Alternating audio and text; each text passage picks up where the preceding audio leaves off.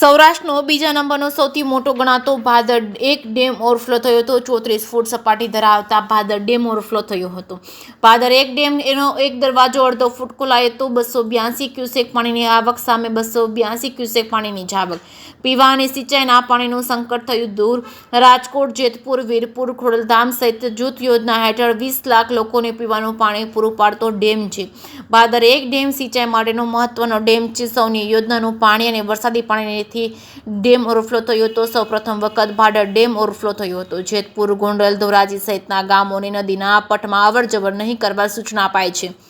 જે કે સિંહ ગુજરાતી સાથે ભાગ્યેશ ડોબરિયા, વીરપુર. એમાં જાદવ, સેક્શન ઓફિસર.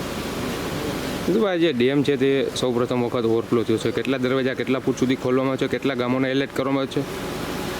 હાલ જોવા જઈએ તો આપણે ઘણા સમયથી જે ભાદર ડેમ ઓવરફ્લો થાય, ભાદર ડેમ ઓવરફ્લો તેની આતુરતાથી રાહ જોતા હતા. જે આજે ફાઇનલી દિવસ આવી ગયો છે. આજે સવારે 8:30 થી 9 વાગ્યાની વચ્ચે ડેમ સંપૂર્ણ ભરેલો છે અને ત્યારબાદ આપણે જરૂરિયાત મુજબ જેટલો ઇનફ્લો છે એની સામે આટલી આવક માટે એક દરવાજો અડધો ફૂટ ખોલી અને 282 ક્યુસેક જેવી આવક સામે 282 ક્યુસેક જેવી જ આવક શરૂ છે અત્યારે. કેટલા લોકોને પાણી પીવાનું પૂરું પાડે છે? ઉપરાંત ખેડૂતોના સિંચાઈને પણ આમાંથી પાણી પિયત માટે આપવામાં આવે છે, તો શું કહેશો આમને લઈને? જોવા જઈએ તો ભાદર એક સિંચાઈ યોજના છે, તેમાંથી જેતપુર છે, વીરપુર, ખોડલધામ છે, રાજકોટ છે, અમરનગર જૂથ યોજના છે, એ આશરે 18 થી 22 લાખ લોકોને પીવાનું પાણીની જે આ વર્ષની સમસ્યા છે એ સંપૂર્ણ હલ થઈ છે.